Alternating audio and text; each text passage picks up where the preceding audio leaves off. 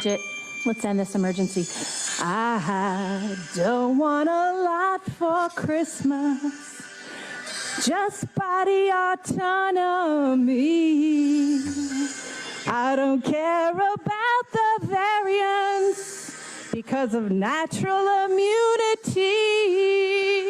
I just want my freedom now. The Constitution will show us how. Make my dreams come true. And a state of emergency and acknowledge early treatment. What?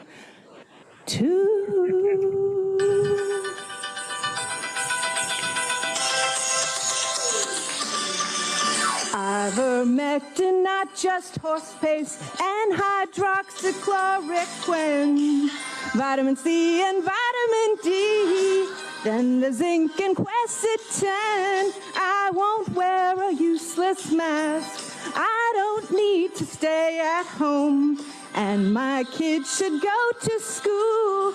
We don't need to be alone. I just want my freedom now. The Constitution will show us how. Make my dreams come true. Baby, I end the emergency. Let's have a happy holiday, everybody.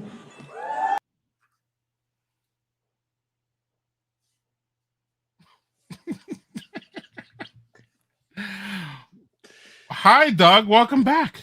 Yeah, thanks. Welcome to Brothers Brews, folks. That was quite an entrance.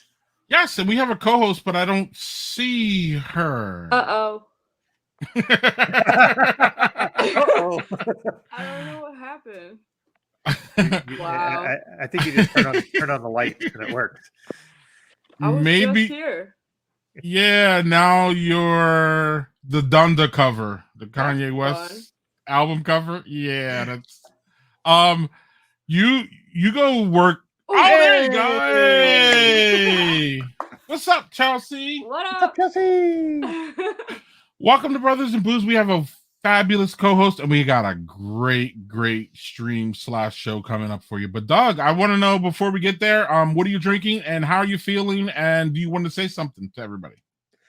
Yeah. So first of all, I'm feeling great. Everybody, thanks so much for your messages, just checking in on me. It's one of those things where I stay into Joel that like you never really think that like you have a lot of people in your corner, and then something like this happens, and people are just checking a lot, and it was great. And thank you, everybody. I really do appreciate that. Thank you. I'm feeling great. Blood pressure's awesome. I am no longer biodegradable because I have plastic in my heart now. So because stents are plastic. So yes. But yeah, thanks a lot for all that. And as I said before, when I went to the ER the first time, guys, fucking take care of yourselves, please. Yes, so sir. let's get out of the serious stuff and go into. Well, hold on. We're gonna change our name to Brothers in Blockage, right? Yeah, we might have to, right? Okay, cool. All right. Anyway, cool. So I'm gonna grab my Love roller coaster from the Fresh Fest pack that I finally picked up. Oh, that was yeah, Milkshake IPA. I'm hoping that it was at my parents' for like a month, but it should be all right. Hopefully. Today is National Lager Day, just so y'all know. Yeah, and I didn't have any lagers tonight, so. Oh, I got it. Look at that. That looks so lovely. Look at that color. Smells awesome. The Milkshake IPA, so. Oh, I want to sing that song, but I can't. No, not for copyright reasons. But everybody knows what it is, though. Everybody knows. So this, you've had this one, Greg, right? Yeah, I had them all. I don't even remember. Yeah, this one's really good. It's not malty. It held up really well in my parents' fridge. So yeah, this was really good. I'm happy to be back on the show and back to having a beer. This is only my second drink, so I've been out of the hospital. The first one I had one little dram of whiskey. Mm-hmm. And this is going to change a little bit for me because I'm going to start introducing more NA stuff into what I have on the show to try to balance all that out a little bit more. So cheers, folks. Yay! Yay! Welcome back, Chelsea. What's going on with you? First of all, what is in that can? I just choked. That was good. This is called. This is from Stray Fourth. I've never heard of them, but it's out of Madison. Okay. Ooh, it's a hard seltzer. All right. Ooh, And I yeah. saw this can, and I was like, "That's how I feel right now." Like sliced up like kiwi. Yeah, I don't know. I mean, like Okay. I'm chilling. I got a little smile on my face, but I'm definitely sliced up. Right. Okay. Well, what's been I don't know. what has been going on with you since we last saw you? Last time we saw you, you were a guest, and we were poking at you about girls in football, and obviously you're a football player. So what's been going on lately? Well, the last time we talked, I was living in New York and working at West Point. Right. And I now have relocated to Wisconsin. Yay! We're back. From my state to your Greg state. Yeah. I don't know how I feel about it yet. But I feel you on that one. Yeah. It's bittersweet. Yeah. But I'm coaching football, coaching soccer, and have 2 different positions at 2 different high schools. So that's what I'm doing currently. Excellent. And you have I don't know, for those who aren't in Wisconsin, you're coaching football, but you're coaching some girls in football, right? Yeah, so this past season, our season is over now, but we had 1 female on our team, and she happened to be a kicker and a wide receiver. So I was able to connect with her really well. And yeah, sounds familiar. Yeah. She started out on JV, and we got her up to varsity, so she scored some points on varsity. And then I'll be coaching her in soccer in the spring. Oh, nice. Excellent. And soccer is, ladies have taken that over. I'm sorry. Yeah, I haven't played since I was a kid, so I'm gonna have to read some books or something. Right. But I'm a soccer head too, and we're gonna get into that with next week's guest. Let's put it up here, Jeff Bogle. He's a big soccer head. So Doug, we're gonna talk about soccer next week. I'm excited about it. Yeah. But when I reference that women are taking over soccer, is that specifically United States national teams. National. Right. Where the women are just fabulous, and the men are just at this point even awful. Still, yeah, they're getting a little bit better, but they're still, compared to the women, they're awful, right? Mm-hmm. And then we have that whole the women, I believe, still get paid less than the men, which is ridiculous, and they just generate clearly so much more money and advertising, and they put more butts in seats and all of that. So that's why I'm like, yeah, you ladies need to take over, but they haven't taken over because they haven't taken, in America, everything's about money. So if you haven't taken over the money, you haven't taken over shit, basically. So we are waiting for them to fully take over. And we're working on that. You gotta put money in it to get money out of it. Yes. So if nobody's willing to put money into it, you're not going to get anything out of it. Yes. Jeff Tepper says, get her in our group chat. We have a Facebook group chat about soccer. Jeff wants you to join if you would like to. We can invite you in this. All right. Well, why do we? This is why we keep Jeff around, dog. Hey, Jeff's a great uniter, except for the only thing that he doesn't unite us on is his love of Boston teams, which they can go take a hike. But yeah, otherwise, he's a great uniter. Oh, so Jeff's a masshole. Put in it. Ooh. He's not a masshole. He's from Massachusetts. There's a difference. Massholes. Aaron Gavea is a masshole. Jeff Tepper is not. I don't like massholes. Right. Well, so is Mallory O'Mara. She even said it, Doug. Yeah. I even have. Look at this. I even have the banner still. That was one of the funniest things that she ever. I don't know if you saw that episode, Chelsea, but Mallory O'Mara wrote a book called Girly Drinks, right, Doug? Did I get that right? I don't have it right near me, but yeah, she wrote a book about that. Yeah, it's the history of booze and women, and how women have affected booze and how nobody knows it. So like, fantastic. yeah, it is fantastic. It's just one of those things where, and you can relate, where she looked for a book about blues and women, didn't find one, so made it her own. Hell yeah. That's what I'm talking Trays about. that right trail, blaze that trail. What Yes. was I gonna say? Anyway, Doug, real quick, Chelsea, it's great to have you. In 2022, Doug and I have talked about this, and we're gonna have more co-hosts, and we want to have more diversity with our co-hosts. So we want to see you back whenever we can. So we're gonna, just so y'all know, Chelsea's down and we're down. So you're gonna be seeing more Chelsea as a co-host coming up. Yeah. So that's gonna be, cheers to that. Cheers. And I will cheers my Mexican lager. And in a minute here, I see our guests have arrived, so we're gonna get them on as soon as possible because we could talk hours with our guests tonight. It's just, they're just fantastic people, but we'll get to that in a second. But I have a Mexican lager there, Doug. Doug used to do themes on the show, and I'm doing themes now, Doug. Isn't that it's a, what do they call that? Role reversal, baby. Something, right? It's National Lager Day, so I have Mexican lager from City Lights. Light, crisp, refreshing, all those things you look for a lager. I was hoping for a little lime in this one. I didn't really get it, but it's enjoyable, and I'm having a good time with it. And I want to show our guests are on, and they can see what I'm putting on. I want to show part of our guests are Ariana and Mark Bradford. Y'all know Ariana Bradford because you should, and if you're not, if you don't, we're gonna post her first appearance on the stream on our social media, Doug. This weekend, I'll send it to you, and then you can post it. But y'all need to go see that because she's just fantastic. But the last time, Chelsea's like, it was funny because we just said to Chelsea, the last time you were on, you were living in another state. Well, the last time Ariana was on, she was living in another country. Yeah. So we got a lot to catch up with. But I want to show the Bradfords, before we get them on, what they're going to miss in America, because they're going to miss so much. I don't think so, but I like to. I would like to think that, because I'm an American, and Ariana even wrote about this.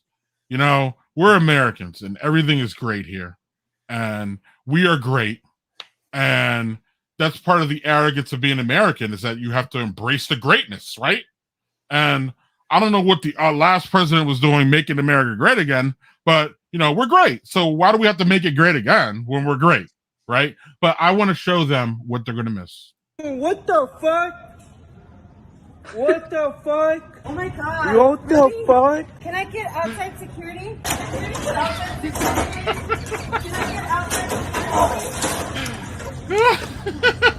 I need to get out, sir.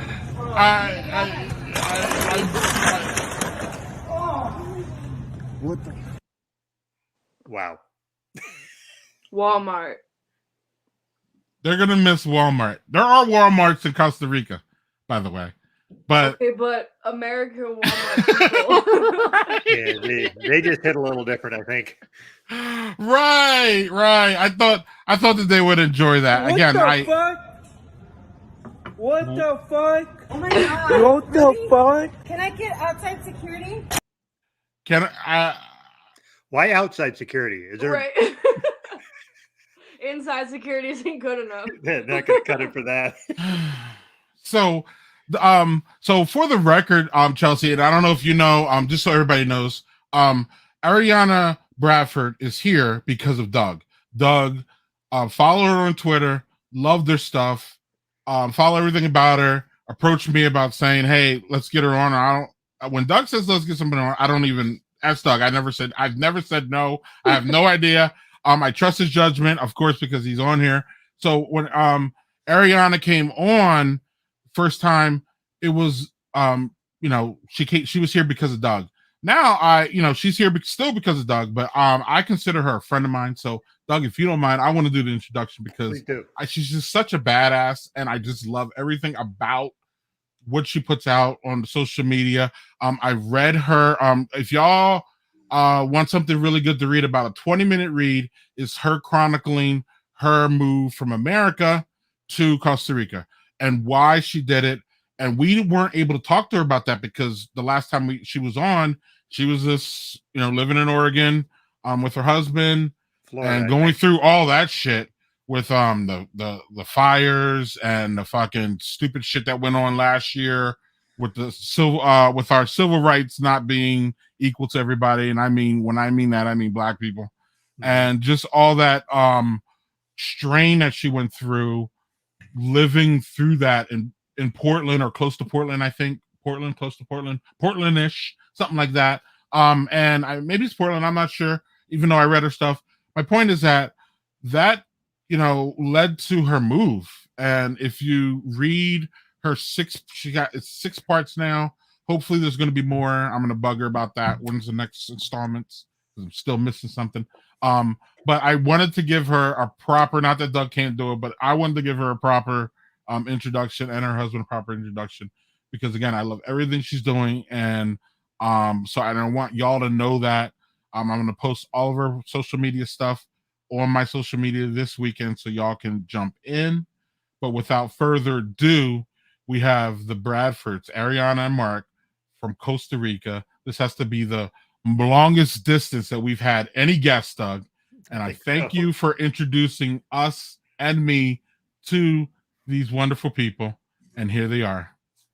Ariana, and they're drinking. I love it.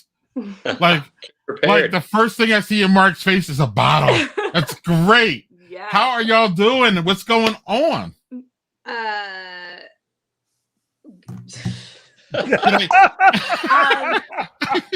We are old, and here the sun comes up at 5:30 and it goes down at 5:30, which is like perfect for me because I might as well be like knitting sweaters and just like yelling at children to get off my lawn. And here it is 8:19 and I am rallying because I love you guys.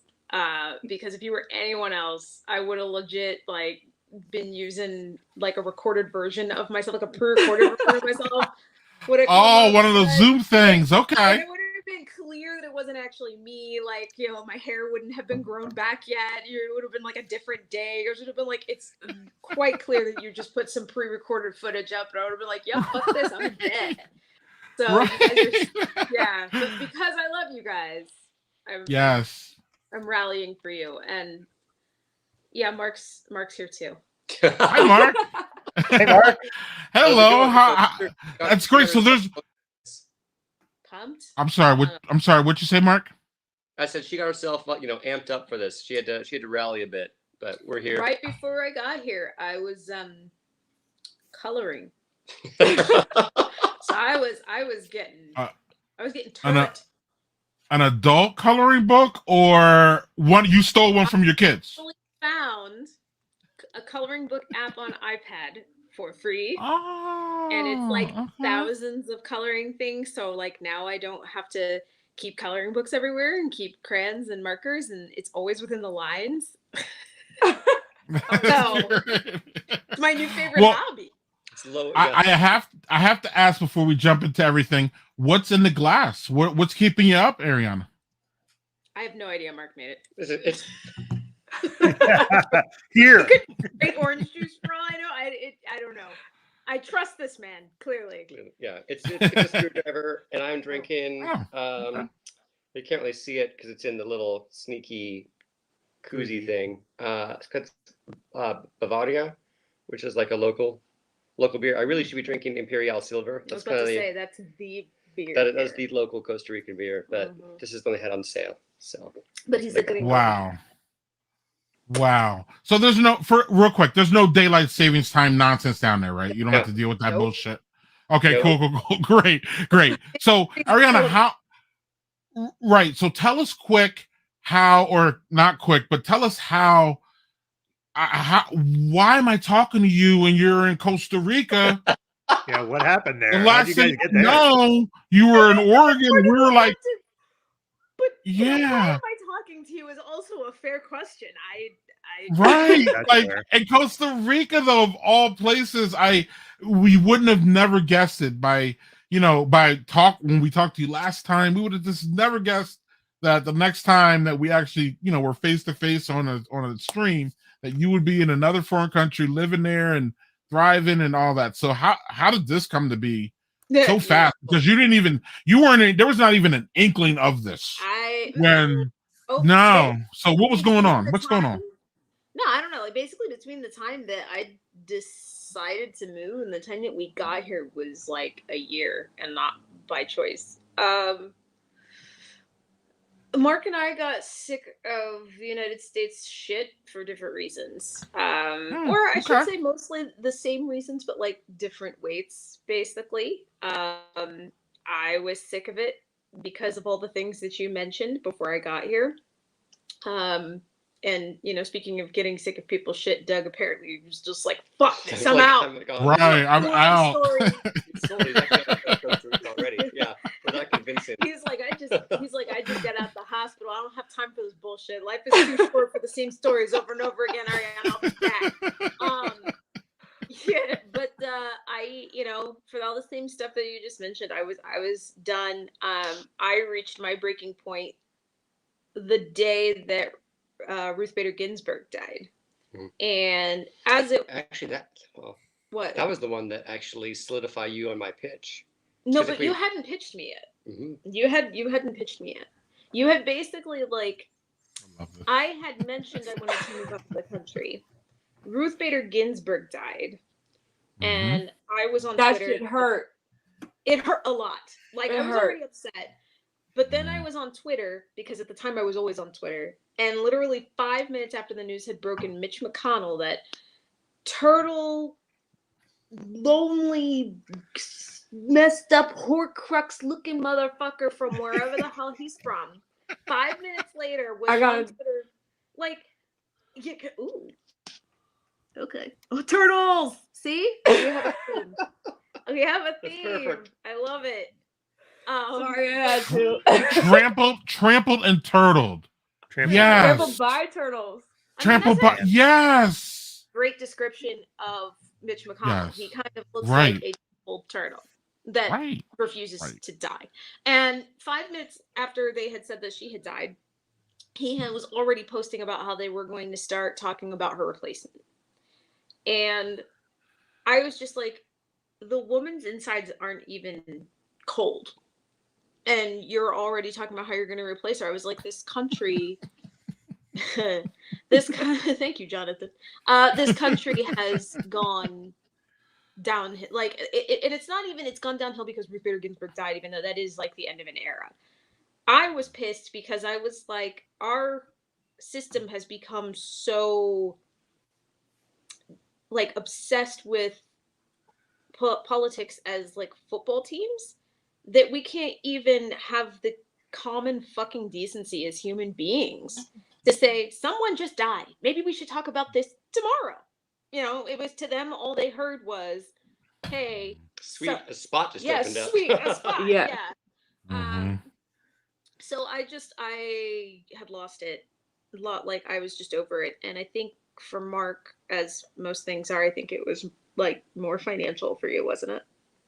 That was part of it. I mean, Ari and I had been talking for a long time about like, hey, what would our ideal life look like, right? Like, how do we spend our free time? What would the weather be like? How would we raise our kids? And we looked at a lot of places. The places that we looked at just never quite felt right. And then because Ari was feeling really frustrated with the situation here, she was like, all right, I think I'm ready I may want to leave the U.S. Like, could your company transfer you to Canada or, UK or something like that? But she also hates the cold. I do. Yeah. And it turns out that I get really, really bad seasonal affective disorder, like to the point where I am driving everyone nuts because people keep asking me to do things. And I'm like, no, I'm too tired. No, I'm too anxious. No, I just want to eat this bread and then go to bed and then wake up with diarrhea in the morning. So it was just, by the way, I never actually said that, but I'm kind of feeling like I might during the next time that we're in Oregon. I feel like I'm probably going to be like, sorry, my diarrhea is acting up. Great excuse. Yeah, I'm married to him. Right. how much they How do you respond to that? Right. Yeah. You don't. You just say, okay, I mean, and walk away. I mean, if you're Mark, you just basically continue because he's so used to my bullshit at this point. Like, I'm wasted on him. Like, people are always like, "Oh, you're so funny." I'm like, not when you talk to my husband. I'm not. It, like, every joke that I throw never lands with this man because he's just like, you guys are talking about how great she is on Twitter. This is literally something she just did to me 5 minutes ago. I don't find this fucking funny. So, if I did that at his parents' house, and also, unfortunately for his parents, they have also gotten used to my bullshit. So it probably wouldn't work for your parents, or your sister. Yeah, there's an acclamation. Basically, the Bradford house would be like me doing a dry stand-up bit. Like, nobody would laugh. Everybody would be like, "Oh, there she goes again, Ariana." You know, and they would move on and be like, "Okay, whatever. Want to play cards? Like, shut the fuck up about your ass." Like, that's basically what would happen. Except much cleaner because his mother would never swear ever. Mama Bradford, don't play that. It took Mark's mother getting kicked in the face by a horse to swear. That's what it took. I swear, when the sun comes up in the morning, be like, "Fuck!" Right. Like, his mother is like, "Nope, sorry, a horse didn't kick me in the face, so I'm not gonna say that word. Don't want to upset the baby Jesus." How afraid of you was she when she met you? Your thing was she was like, so we had in these discussions, she was like, "Hey, I want to leave." I'm kind of thinking like, all right, I don't think, Canada's going to be right for, old needs a lot of vitamin D going. And I was watching some videos and like about a topic I'm interested in. And then they talked about, it just happened to be based in Costa Rica. And they were talking about like why they chose that place and like why they liked it. And that kind of got me thinking. So I watched a bunch more videos, which is what I do whenever I research anything. And I made a pitch to Ari. And it was actually when we had like the fires going in Oregon, we had actually evacuated. So we're in Florida at the time. We're like, we wait all year for summer, then you get a month and a half of it and you have to leave because it's Armageddon outside. And I remember when I pitched it to her at first, she was like, looked at me like I was. No, No, you guys need some backup on this, but some background on this. I think I have told Doug and Greg this before. And if I haven't, sorry. And if I have, sorry, because now you have to listen to it again. But the reason that I was like that is because we actually had been to Costa Rica once before. We were in a different province, the Guanacaste province, which is like 4 hours north of where we live right now. And we had gone on a trip. And while we were there, back in Oregon, our children were back in Oregon with my in-laws. And, while we were down here, our car was stolen. Our children both got norovirus. The car that was stolen was recovered only after the two dudes got pissed off that we had shut off our emergency credit cards that we had kept in the car. So they then used that car in an armed robbery.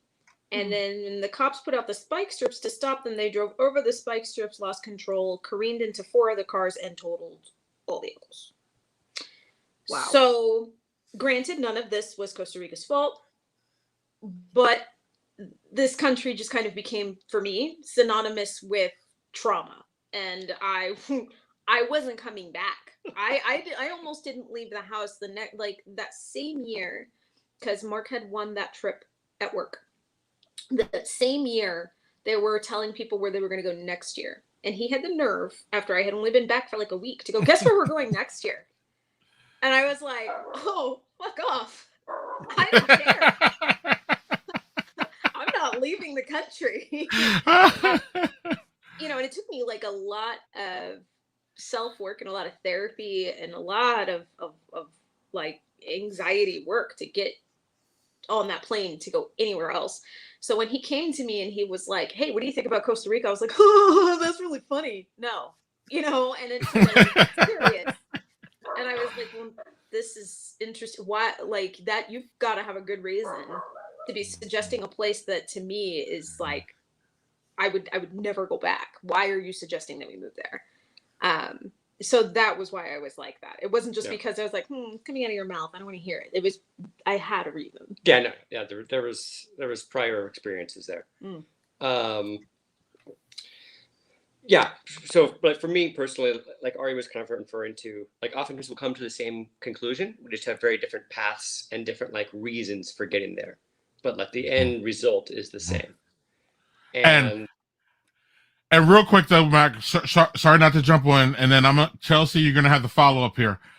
Go on Ariana's website. I'm going to send it to you, and you can get into. We're not going to be able. I don't think we'll have the time to get into it, but you can get into how Ariana and Mark make their decisions and how they came to this. Too, they're so different thinking people that it's just amazing how y'all come to all this.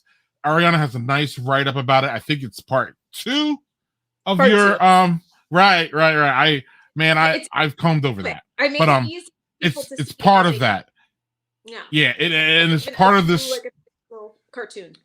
Yep, and it's part of this whole story. I'm sorry, Mark, back to where you're at. No, perfect segue.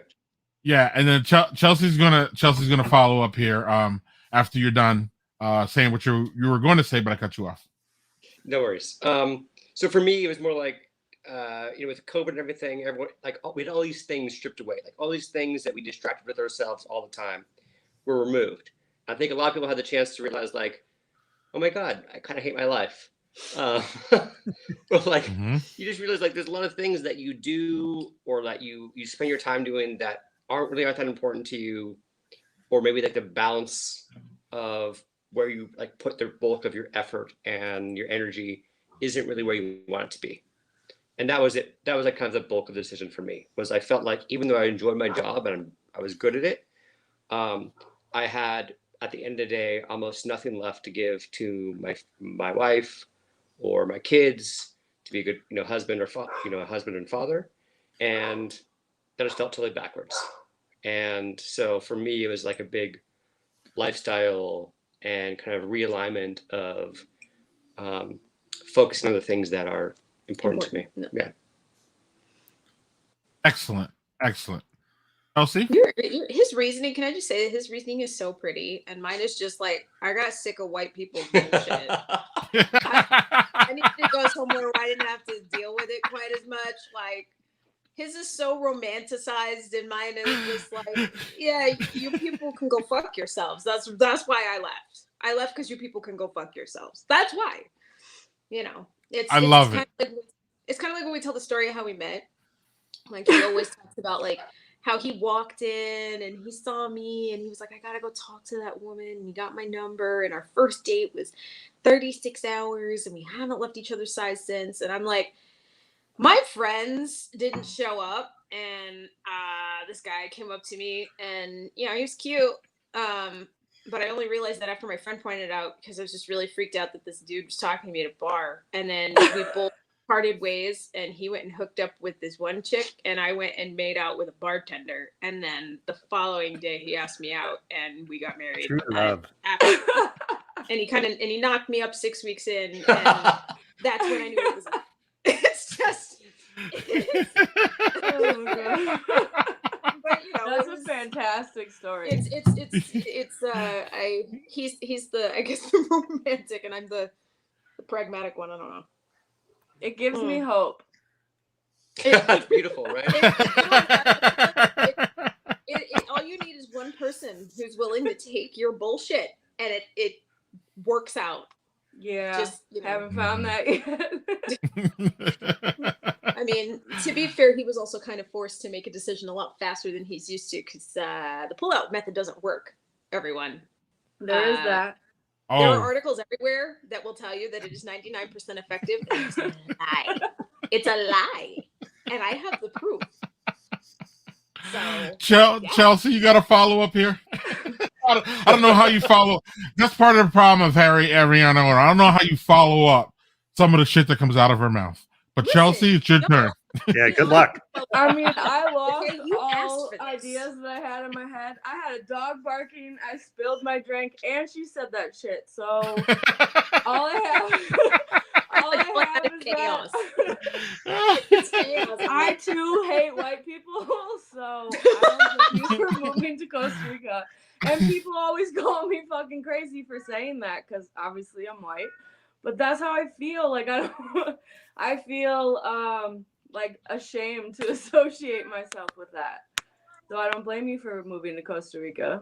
I mean, it's like I always hesitate to say that I hate white people because, I mean, maybe wrong word. It would make things very awkward. Yes. Right. Most of you are quite delightful. It's just that, majority are not. Majority. Well, it's not even that the majority are not. It's just that the United States has worked so hard to hide the fact that, like, in the apple pie that is America, the crust is like smooth butter and crunchy cookies and nice gooey racism.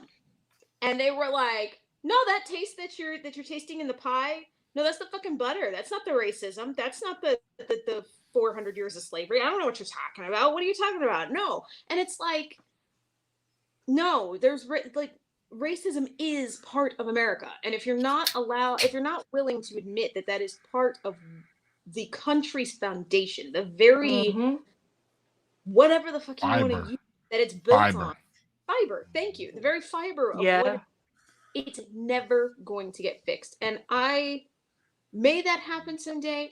I don't know. I also have to say that I have become jaded enough that, like, one day one of my kids was asking me, like, why did something happen? I was like, because people are trash, baby. And Mark, like, overheard, and he was like, don't say that. I said, why? Is it true? Like, some people are hot garbage before they get out there and go, Mom, why didn't you tell me people are hot garbage? I can say, I did multiple times. People are hot wait, hold on. People are trash. Okay. Sorry. People are sorry, I can't. He's cold. I don't know what you're talking about. I have no idea. He was cold. He was cold. He was in the freezer. Come on, Greg. Like, cold garbage. I'm just. But my whole point is just that, like, I got very tired of the fact. I was told this multiple times the more I started speaking out about race, and it was part of my decision to leave. I would talk about it, and then there was always somebody who would get butthurt. And there was a time poor Mark would have to listen to me, like, rant for 2 hours at a time over these people. And, then I would slightly above average. Yeah. And then there are people who were super nice who would come into my messages, my private messages where no one could see. And they would tell me to keep my head up and that I was doing a good job and that, things are going to get better. And they would say, yeah, those people are horrible, but it's just that the horrible people are more outspoken. And I was like, yeah, well, I started getting sick of hearing that. I was like, okay, so if you're not horrible and you know that they are the most outspoken, why don't you speak the fuck up? Yeah. Why do you always get up to me to be the one who has to speak? And I realized that that is a big part of America. Like, I really don't think that a lot of the idiots that are out there that are racist and horrible and hateful, I don't think they are the majority. But they will speak up. And the people who aren't, don't fucking talk. And I said, you know what? Until people start realizing, until we start speaking up and we stop hiring people to run the country who were able to buy, like, a penny candy and a piece of bread for a dime, we are never really going to get better. And I just kind of got to the point where I was like, I have to start thinking about myself and my kids. And I can't have my kids. I just can't. And I worry because I think, eventually there is a plan that they may wind up going to college in the US. And Did you see her face, Doug? Did you see her face? HBCU. That's all I got for you. Listen. And the thing, I went to college in Florida. I had a really cool college. Like, I loved my school. It was an amazing school. I went to University of South Florida, and everybody always goes, the Bulls. And I'm like, I don't fucking follow football. I don't know. Yes, we had the Bulls, I think. Green and gold, something. I don't know. Yep. But, yeah, I loved my school. I really, really did. But that's not the point. Florida is... And maybe it'll be different by the time...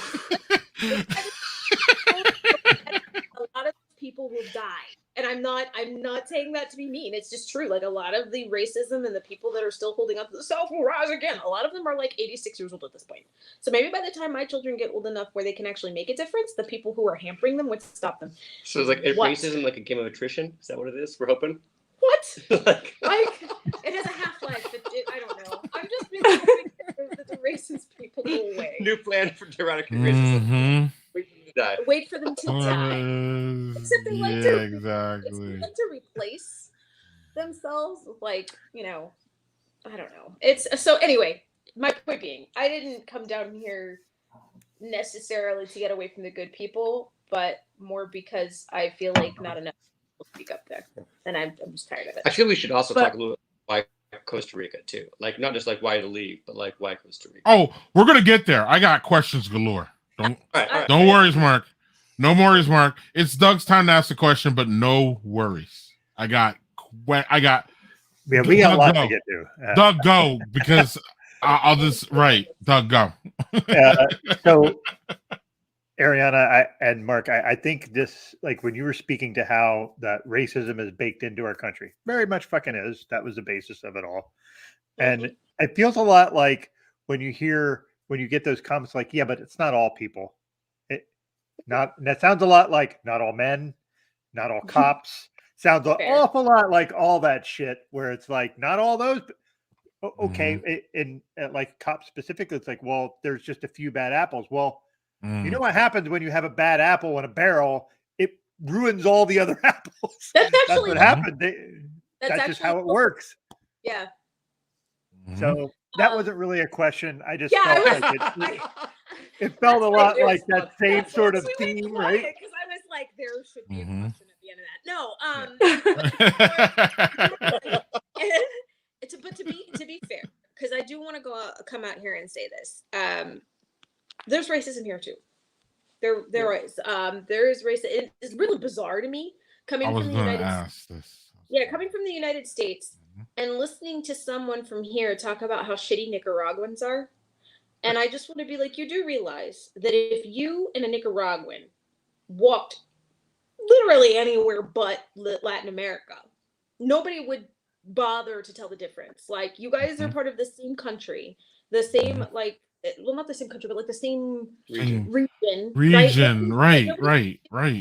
You're not one of them Nicaraguans, are you? They're gonna be like, oh shit, you speak Spanish, you must be Mexican. Yeah, you know, or apparently everybody here is supposed to thinks Puerto Rico, and so they're like, I can't wait to come to the lovely island of Costa Rica, and we're like, oh no, you did not say that, and people will jump.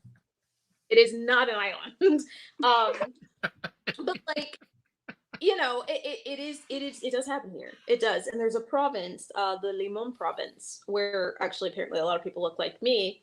And that place is also, they'll be like, oh, there's a lot of crime in the Limon province. And I'm like, oh, good. I'm so glad that I look like the people from the one province that you guys are racist against. The Limon province is like on the Caribbean side. Yeah.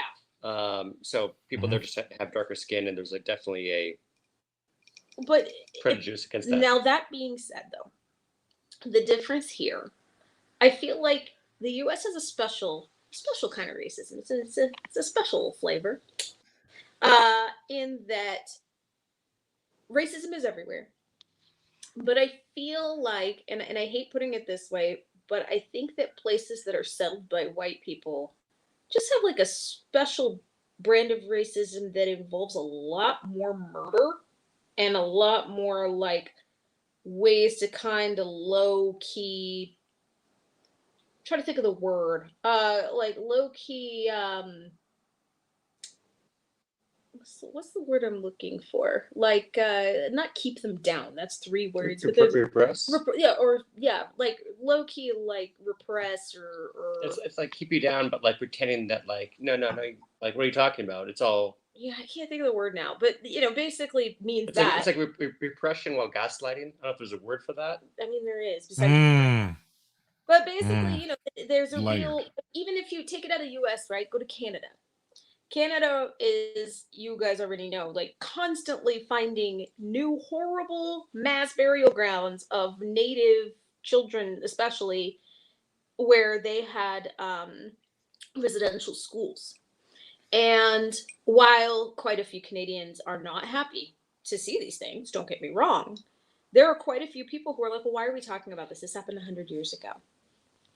And it's like, first off, bitch, it was way less than 100 years ago. Your grandma probably a couple of residential schools. So how about you shut the fuck up about it being 100 years ago? Second off, it's a tragedy. And it's something that whether it happened 100 years ago, 400 years ago, 2 weeks ago, if you really did have a love for your country or, a love for your nation, you would be ashamed and you would want to try to make that right. So not only that, but like it's even extra horrible that they're just finding out about. Yes, exactly. Right? And so, there's this attitude, this particular brand of racism is almost abusive. It's like, we did something.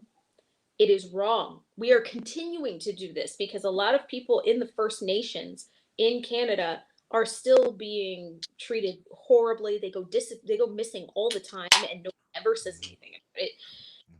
And their attitude is still, well, why are you bringing up old shit? Why do we have to talk about this? Why can't we just talk about the great things we've done?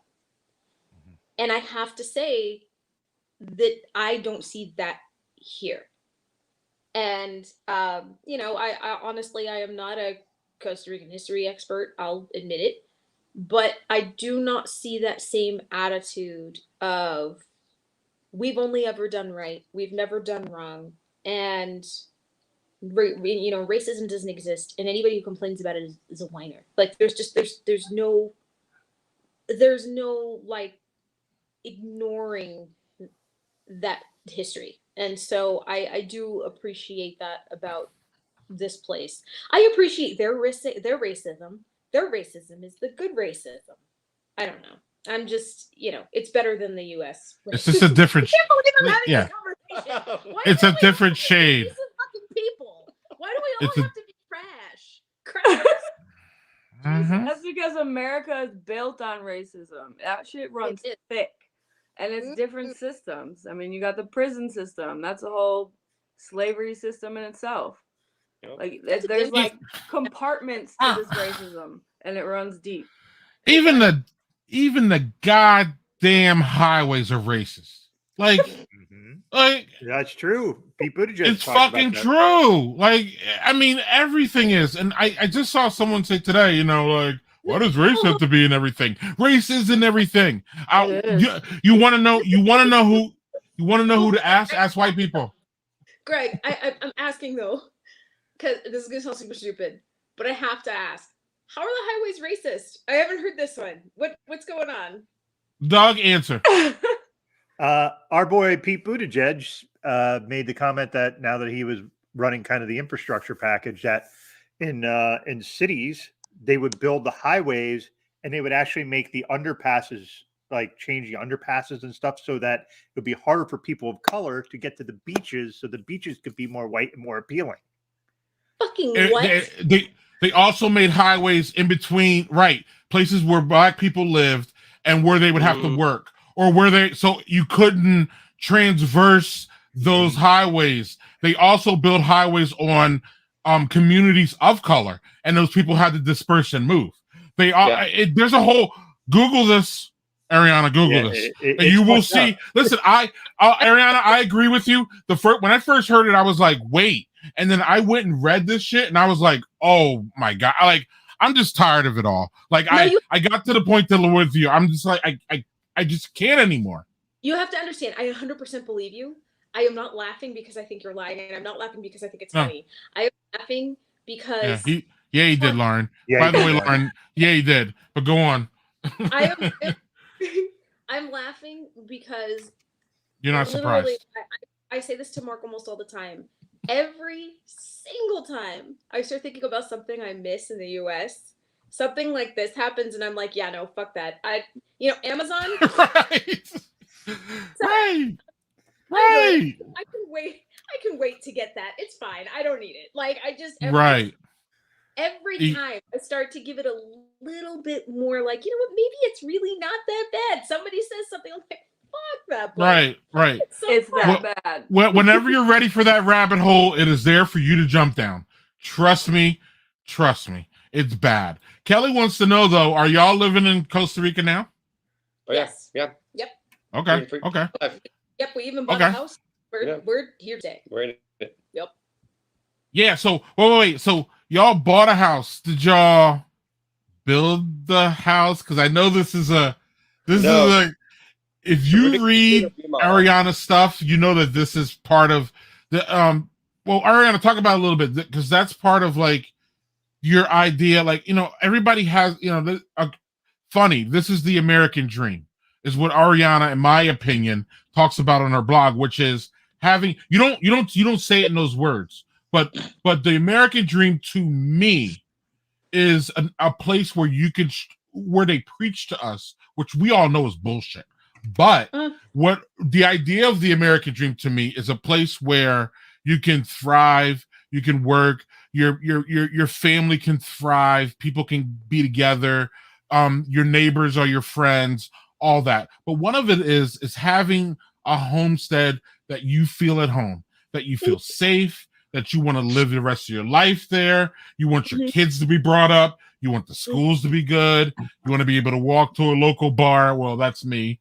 But you want to have a pub in your local community where you meet people like your husband or something. And you know what I mean? That whole idea. And so like part of Ariana's journey is wanting to still, or you can take my words and make sure you correct them, but having a homestead or a place where, again, that what I just said, you feel comfortable. It's your place. It's, you know what I mean? You love being there. You love having your family there and all that. So that's part of what you were writing about in your blog, about Costa Rica, and Costa Rica maybe having that opportunity for you.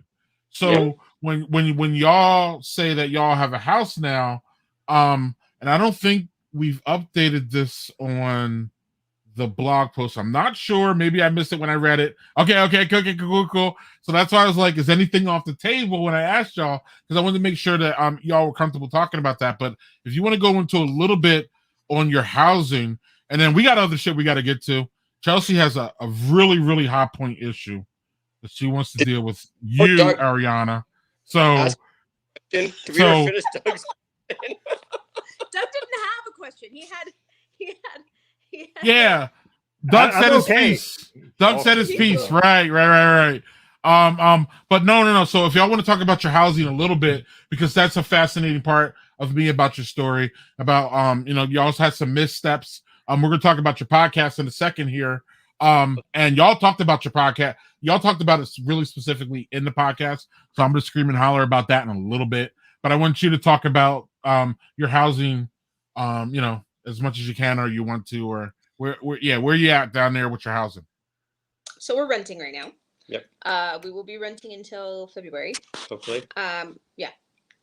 But basically, when we came down here, the mistake that Greg is referring to is we really tried to take the most logical journey that we possibly could when looking for a place. Mark researched things to death, as he does, and we had cut it down to a few places. And one of the two really main areas, the first being the Central Valley, which is made up of a pretty decent spread of expats, but it's a very nice mixture of expats and ticos, which are, what people call native Costa Ricans. And lots of schools. You find a lot of money up here in like some of the cities and some of the towns. We live in a smaller city called Atenas. And it was between that and a place called Perez de Leon, which is on the southern Pacific side. And we fell in love with pretty much the entire country, but Perez there was something special. It was green. It was temperate. It was just, there was more, when people think Costa Rica, they think exotic. It was very exotic. Very few expats, but still very friendly. Just like an amazing place. Yeah. And try as we might, we thought we were hot shit, but we still got sucked in enough to put money down on building a house. And we say this in our last podcast episode, but if you are in a place, I don't care how sure you are that you belong there. I don't care how in love you are with the place. Do not make any decisions to put money down on anything until you have left and you have kind of gotten used to being back in your home country again, because you need that Space. Separation.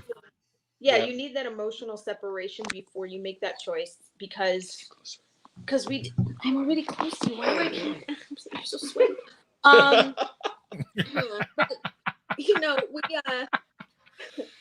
I'm sweaty too, so I'm allowed to say that. We didn't do that. We had fallen in love with where we were, and we were caught up, and the guy was like, I can give you guys a screaming deal. We'll build this house. And to be fair, it had almost everything we wanted, but just not enough. And once we were back in the US, about 3 weeks later, once all of it had worn off, we were like, I don't really think that that's where we want to be, though. So we wound up having to pull out of the deal. They never broke ground, but we lost money. And so we decided that we were going to be smart about it the second time. Really, we should have been smart the first time. And we decided we were going to rent. And we rented this place, and through a whole very kind of meant to be situation, wound up finding this house that we are in the midst of renovating. So we won't be moving into it until it's done being renovated. But even that house, and we'll probably do an episode on this eventually, because that house in itself, Mark had to show me this house 4 times before I agreed to go look at it, because professional real estate photos are not a thing here. And it's more like pictures with the Motorola Razr is kind of the standard. And on top of being an issue, the house, I was like, no, I'm not doing this. I've seen this movie. The black person dies first. It was not well staged. It was just to give you an idea, and I want to make this clear. We, unlike in the US, when you deal with real estate, we actually got to know the owner of this house very well. She is a very kind woman. She's a very sweet woman. And I hope that she never sees this without understanding. Sandra, I love you, but what the fuck? There was one room that was completely decorated in a dolphin motif. One room. Just one. Dolphin motif. I don't know if you've ever seen dolphin coffee tables, but they exist. Oh, they do. And so does... Yes, I have. He's had a dead straight face too. Doug got it right below him. And he's he's talking shit about the coffee table. There was every bathroom was a different color. One was a bright pink Pepto-Bismol color. The fuzzy toilet seat. With a fuzzy toilet cover. Another one had a padded toilet cover that I kept falling off of and into the toilet because it was not on correctly. The master bedroom was the worst of it. It was painted a very dark maroon, not just the walls, but also the ceiling. And the bathtub. Oh, I hadn't gotten to that yet. Oh, yeah. Because the bedroom already looks in the dark. You walk into the bathroom, everything is maroon, including the tub. But that wasn't the worst part. See, every time Mark would show me the photos, we would get to this tub. And this tub was maroon. And it was covered in religious paraphernalia. And I was like, Mark, that tub is maroon to cover up the blood from the people that she sacrifices to God. I don't want to live here. So... Mark. I don't... Mark. He's a horror movie white guy, man. I'm telling you. You don't understand. When he was talking about places to live... How do you navigate this, Mark? Oh my God! Go on, go on, Ariana. I saw potential. There was a tremendous amount of potential. He did, but you have to understand, this man. If we were in a horror movie, we would die so fast because Mark would be like, "What's that noise?" And then he'd make. I'm gonna go investigate in the basement. And then he'd have me chasing after him, until he tells us, "No." And he legit like would have me chasing after him, and then because this is the way horror movies work, I'd die first somehow, even though I was the one who told him not to do it in the first place. Like just to like as an aside, when we were talking about places to move, we initially were thinking of just some place in the US. And it was like Mark was picking places. He must have a book somewhere called Places That Still Believe That the Confederacy Will Win Someday. These were the places he was suggesting to me. Why don't we move to Tennessee? Why don't we move to North Carolina? Why don't we? I was like, dude, well, have you forgot? Like, this doesn't rub off. Have you not seen Django Unchained? Do we need to put that on tonight? Like, I don't. So, he just sometimes he's a little special. But that being said, he finally talked me into seeing the house, and the most amazing thing happened. We pulled into this house, and I was ready to be a bitch. I'm not lying. Like, I was in the passenger seat. Oh, like, I saw she was ready. I was like, I'm just gonna get out and be like, nope, get back in. We're driving home. But the moment that we parked in the driveway, I had this rush of, I belong here. Like, I could see this being my house. I could see myself driving into this yard and driving into this driveway every day. Drying a bathtub. Drying a bathtub. Oh, yeah. Actually, that bathroom, by the way, it's gone. Yeah. Do you know why it's gone? Because when we first walked in, there was a huge crack up the wall. And we were like, there are earthquakes here. Is this due to earthquake damage? No. Turns out that the house is actually built on a hill. And what they did was they just went ahead and tacked the bathroom on that hill. And didn't capture all the water, so the water's been eroding all the land down there. And that crack was the bathroom falling off the house. Yeah, that bathtub, given enough time, would have become a bobsled.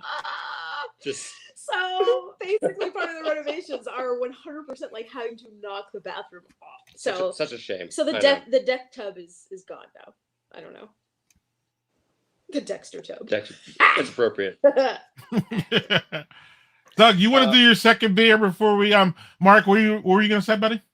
I was great. You had housing questions. Anything deeper you want besides that? That's kind of the high level. No. I know that's important for Ariana, so that's why I wanted to ask. And it's also part of your important that you have a place, a house that you are comfortable with, and you want your family to I thought I read during one of the blog things that that was not, I wouldn't say a goal, but that was something that you were looking forward to, just kind of forging having a comfortable place. Yeah, I mean, well, like when I was in the US, I mean, I had moments where I woke up crying and telling Mark, like, I feel like I live in a country that doesn't want me here, were my exact words. Right. And so, when I was looking forward to moving here, I mean, I was looking forward to not feeling like that anymore. But honestly, at least initially, especially after the first situation with the house, I really wasn't even thinking about buying a house. Like, I was actually really annoyed with him because he kept trying to make me look at houses. And I was like, we're not supposed to be looking at houses. Stop bothering me about this. And he'd be like, I went to one house today and there were dead bats in it. And I'm like, it did happen. The fuck? I don't care that there were dead bats in this empty house. Why are you looking at houses? Like, stop. So right. I wasn't really thinking about houses much when we got down here. It just so happened that he has a way he gets when I can tell that he has a really good feeling about something, and he was being, I mean, he can get really stubborn about a lot of things, but he was particularly kind of stuck on going to go see this place, and that was why I went. And Awesome. Unfortunately for me, he was right. So now I get to hear about that for the rest of my life. We are a lot alike, Ariana, in the fact that I have strong opinions about shit, but I will flip my opinion on it in a second. Absolutely. And my mind is still open, even though outwardly it might seem like I'm never going to change my motherfucking mind. I might change my motherfucking mind in like a second. And my lady's like, what? And I'm like, look, I don't give a fuck anymore. You know what I mean? Fuck it. I was like, whatever. I thought about it and now I don't want. And I'm like, yeah, I don't really. And Ariana, Doug, we'll get to your second beer, but I do this a lot with people. I say this all the time, and it's the truth. The first time I meet most people, I hate you. I don't like you. You smell. you're something, you're, I don't know, maybe you're white, maybe you're black. It doesn't really matter. I just don't like people when I first meet you, but I always have this switch in my head where I'm willing to flip that switch in a second if you show me something good about you or something that I should have, you know what I mean? So I'm with you. I feel that. I probably would have been the same way. Like, no, I'm not going to this motherfucking house. Fuck this house. And then I got there and I'm like, I love this house. This is the shit. And people are like, what I'm all over the place. Doug, speaking of all over the place, you have a beer you want to talk about, and then we will Chelsea, I think, or speaking of all over the place. Yeah. I didn't say that, but hey, you did. No, I did. Doug, what do you got? Quick. So, as I said, I'm going to be doing a little bit more. I'm going to try to blend in some NA stuff now because I'm trying to not just drink straight booze all the time.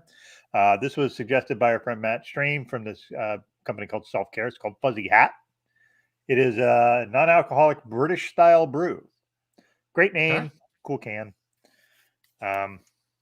Obviously only 0.5 ABV, so pretty low. But I'm looking forward to it because I really do like English style brews, and it's not often that I'm just surprised to find it in an NA offering. So look at that. Yes, Lauren, I am really friendly, but that's all a disguise and a mask, and it's not. Well, it is, but anyway, go on, Doug. Yeah, that pours really nice, though, right? Yes, it pours like a real beer. Yeah, it smells. Got the nice malt note on the nose.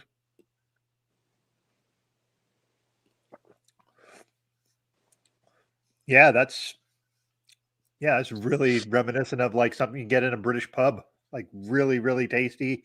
Obviously, you don't get the alcohol, like the little bit of the flavor of the alcohol, but the maltiness is there. Really nice derivative of an English, like a British style beer. So, yeah, Fuzzy Hat from Self Care, definitely a good one. Nice, cool. And Chelsea, yeah, did we hear you? I heard you crack one too, Chelsea. What? Yeah, I'm like, so my first one tasted like Lip Smacker's chapstick that I used to use when I was like 6. So I've opened a couple since then. Oh, okay. You want to talk about it, or we can? Yeah, we can. Yeah. You can talk about it, or we can skip it if you want. It's up to you. It tasted like chapstick. I don't think we need to talk about it. Okay. Okay, so let's talk about this real quick, and then Chelsea has an issue that she has to deal with Ariana. So, yeah, I got a lot of issues. Yeah.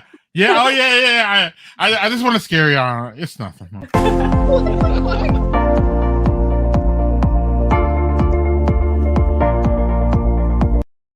So what I listened to this week was this fun podcast called Costa Rica 2 Ways with Mark and Ariana Bradford. If y'all want to get into more, if y'all want to hear more in depth about their move to Costa Rica, especially the one that I listened to, the mistakes that they made, the things that they want to do better, go here, check that out. You can find it on Spotify.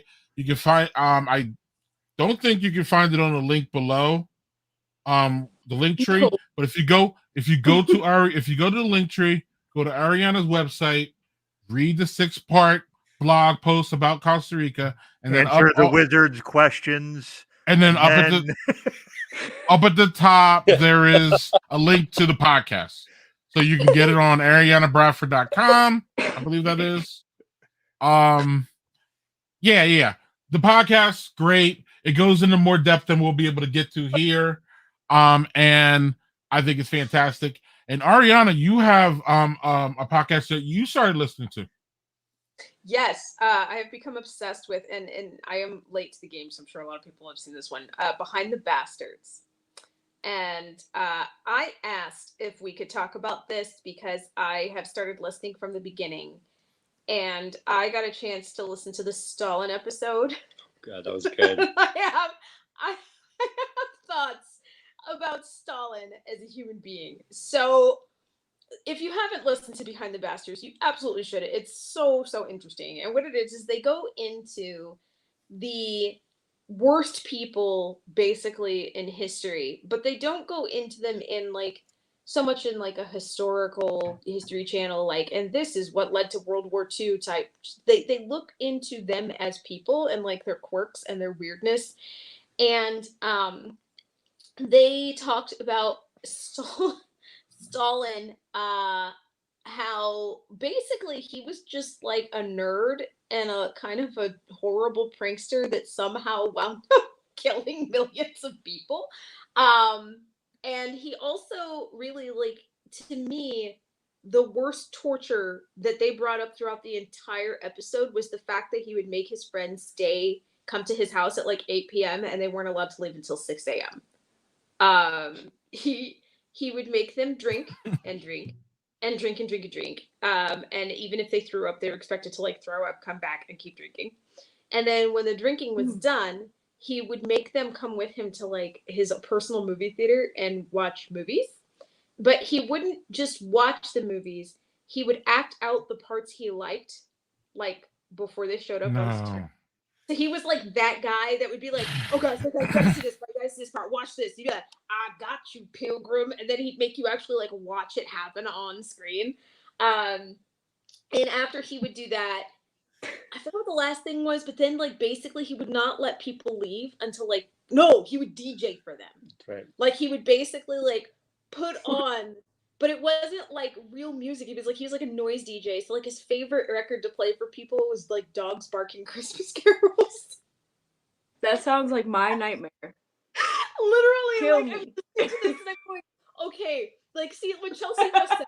What Chelsea That's just said fake. is 100% what I my didn't think thought before, was. but this is a horrible man. Yes, like I know some of these terrible things, but I have not had as visceral reaction to something as I did at the idea of having to be at someone's house from 8 to 6 and go through all of that, and it ends with me having to listen to dogs barking Christmas carols. No. I was like, fuck this guy. Literal hell. Right. No. I was like, you really were a horrible person. Right. And it sounds like if you left early, he would kill you. Well, Right. that's the thing. He wouldn't allow you to leave. He wouldn't allow you to leave, and then he expected you to come back the next day and do it again. No. You were supposed to come back to his house and do it again. Every day. I would have killed myself. No. Behind the Bastards, y'all. Check it out. I legit would have been like, hey, firing squad, that's what happens if I leave. You know what? I'll take it. Yep. Firing squad. Yeah, firing squad. Let's do it. Right. Woof, woof, woof. I'm out. No. Doug, you have one that, in my opinion, sounds horrible. It might sound horrible, and I would agree with you on some fronts. So I'm listening to something called The Rise and Fall of Mars Hill. Mars Hill was a church with a pastor named Mark Driscoll, he didn't really invent toxic masculinity in the church by any stretch, but he really was like, hey, you know what we need more of? Toxic masculinity. Let's bring it into the pulpit. And just in the 90s. And he built it in Seattle, like a liberal city, and said, I'm building it here. And he built this thing up, and he was a giant narcissist, a misogynist, just everything. And so it builds up and then it collapses. So it's like this whole story about how that came and then it collapsed. And then he had to resign, which was like nobody has thought he ever would.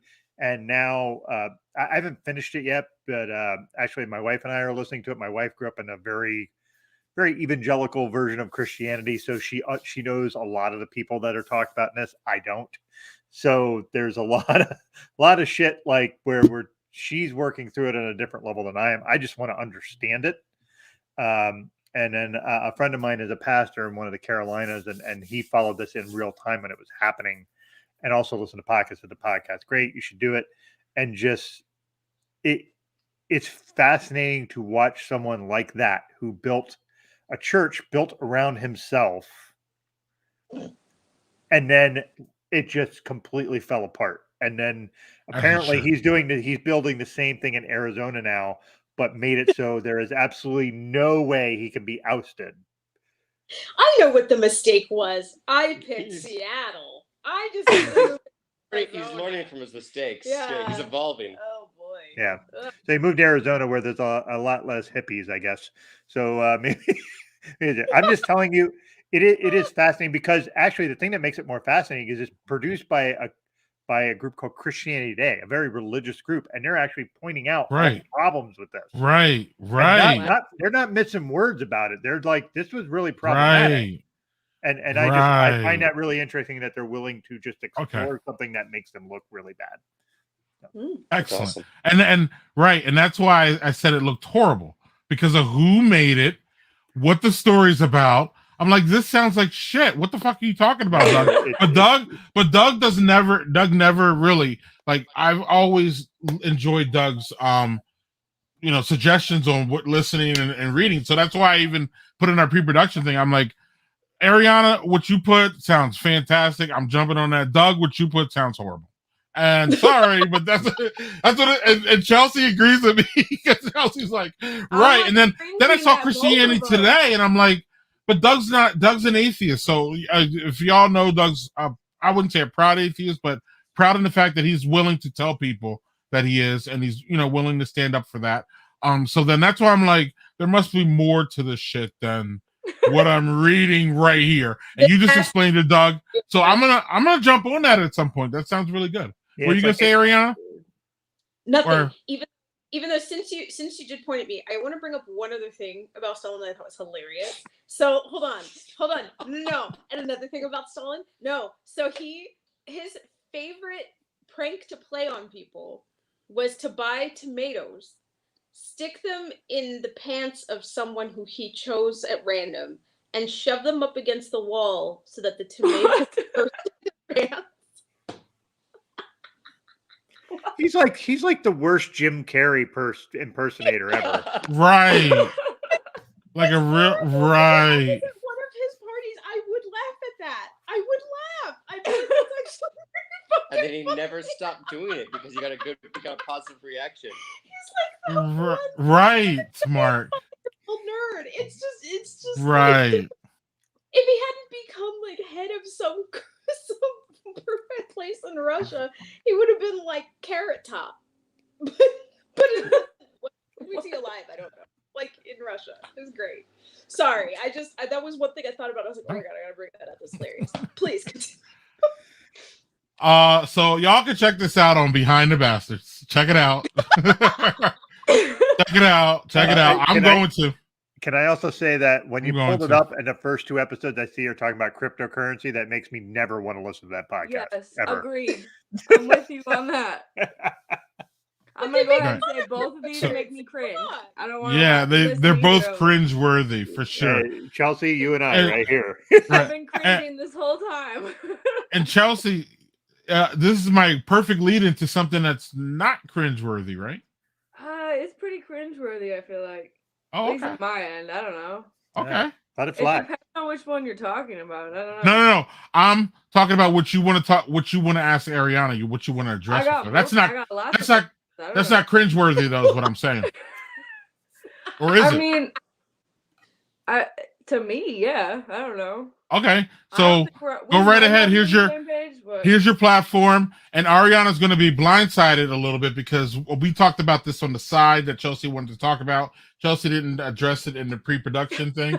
So I love this look from Ariana. I love the fact that she doesn't know what's going to happen here, but she knows what's going to happen. So Chelsea, the floor is yours. You made it seem like it was going to be really bad. Right. It's not. Let you know that it's not at all. But go on, Chelsea. Go. Come on. You can play with me here. Mess with Ariana. That's what we're trying to do. Come on. All right, anyway. All right, I got this. Okay, so Greg tells me I'm gonna be a co-host, right? So now I got a Facebook stalk. So I'm Facebook stalking, and I find your TikTok. TikTok led me to Spiral because I too was diagnosed with ADD as an adult. So the first one I saw was you being diagnosed with ADHD as an adult. And it makes you realize all sorts of shit about your childhood. Makes you feel like you want to slap your parents. Like, what the fuck? You didn't figure this out?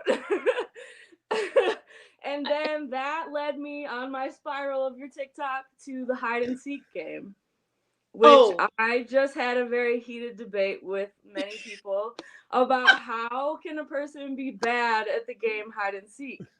And so I personally have been horrific at playing hide and seek for my entire life, and nobody can understand unless they have ADD or ADHD. Because whether you're hiding or whether you're finding, you're distracted as fuck. You are distracted. Oh, that's what is that? Also, That's that is I think that needs to be your standard headshot, Ariana. Yeah, well, so that's also the rap. I was like, maybe we should make her freestyle. Oh, I didn't freestyle that. I wrote that down. I can't freestyle shit. Are you kidding me? I've been sitting here like, air and the bear and the chair. Is it shares? Like, I'm not married to her. Y'all, the show's over. Fuck this. But no, my son is the perfect example of terrible at hide and seek, and he always wants to play, and I never want him to, because what he does is he tells you to hide, and then he realizes that you hid, and then he gets freaked out by the fact that he has no idea where you are, and he'll come and he'll sit next to me because I don't play. I'm like, I'm not playing this fucking game. This is stupid. And so he'll come and he'll sit next to me, and I'm like, aren't you supposed to be looking for your father and your sister? And he's like, yeah, can you come with me? And I'm like, no, I'm not playing this. And he will pick up something, and it'll be 15 minutes later, and he's like reading a book or something. I'm like, are you gonna go get your brother and your sister? And he's like, oh, your father and your sister. You go, oh yeah, oh. And as he's saying that, Mark will come walking out with Miles' sister going, were you gonna ever come find us? Or like, and he'll go, and he'll have the nerve to look at them both and go, oh yeah, I just decided I didn't want to play anymore. Oh, dude. What the hell is your to me, and you guys haven't seen this video, but like, I'm talking about the fact that I think that, frankly, just from a logical standpoint, I think hide and seek is a shitty game for kids. It really is. You're basically taking these little people who have no understanding of the idea that just because they fit somewhere does not mean they should hide there. And they also don't busy enough and when they should come out. And then you're basically having this other kid who, even just by virtue of being a child, has the attention span of a gnat. And you say, no, go play. And then you have like these kids just like, this is why kids wind up in like, 100-year-old like wine casks. There's like a kid in it, and it's like, yeah, because I was playing hide and seek and no one ever came and found me and I couldn't get out. Like, it's a terrible game. That escalated quickly. I'm just saying, okay, like maybe that was actually an urban legend or like an episode of Goosebumps, but I'm just saying that like that. I hope it was. I'm just saying, I'm sure it happens. Okay, I don't like it. I let my kids play it, but I don't like it. Frankly, I hate it. I got a quick question for both y'all. As adults who have been diagnosed with ADHD as an adult, have y'all, since y'all have that diagnosis, have y'all found that that's a big thing? Meaning, a lot of people go through this. Yeah, I feel like, especially for women, a lot of girls were not diagnosed when we were kids, because people hear ADHD and they think hyperactive, and a lot of little girls are inattentive, which is my type. I don't know about you, Chelsea, if that's what you got as well, but I got the inattentive type, which basically means that like our legs may be still, but our minds are always racing. And so because of that, a lot of us did not get diagnosed. And part of the reason I'm so open about it and the reason I talk about it is I'm kind of paying it forward, because I learned it from people on Reddit who were women talking about it. And it took a lot for me to finally go get diagnosed, because when I read these things, like, I initially was like, I'm not going to go do it. I'm not, like, what the hell? I'm fine. And then I started thinking, like, for me, my final straw, and I don't know if Chelsea's comfortable talking about hers. I know with me, what it was is I had something I needed to write, and it didn't have a set deadline to force me to do it. And I got out my laptop and I put it on my lap, and it sat on my lap for an hour and a half. and I could not force myself to do my work. Couldn't force myself to work. And I remember being ashamed and frustrated because I was like, I literally have my computer here and I have my ability. I have the ability to write, but I can't do it. I can't force myself. And it was affecting, me homeschooling the kids. It was affecting my relationship because Mark was constantly feeling like, dude, I'm doing all of the housework. And, every time that I ask you to do it, you just can't seem to get off the couch to do it. And that was what finally pushed me to say, I have to do something. And it has made a difference. Like, I'm medicated personally, and being medicated has made it so that it is a lot easier for me to do things when I think about them, instead of thinking of doing them and then being unable to for hours. So it's a thing. It's something that is kind of exploding right now, but I think that's because people are more willing to listen.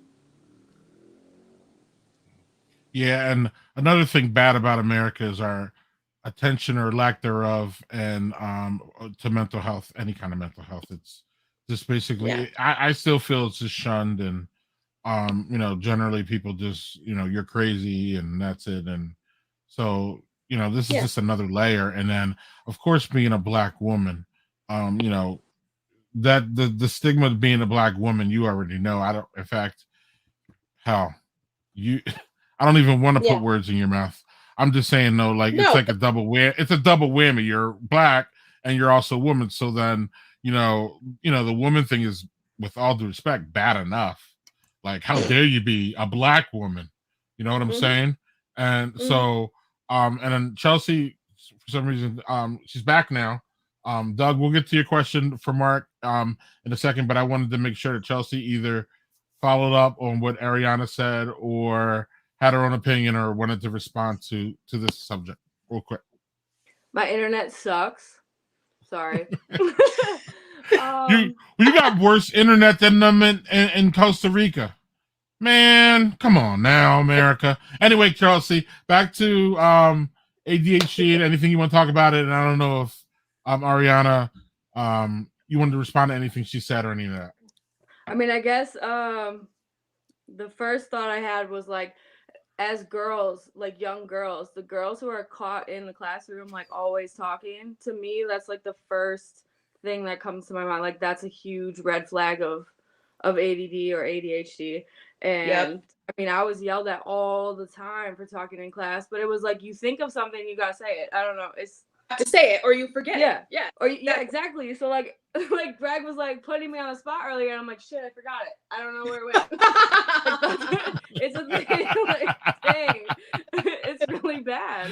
But I guess like as an adult, my first time realizing it was at work, and people started like picking on me because I was very like fidgety. Like, I just felt like, I don't know, I couldn't focus and I couldn't sit still.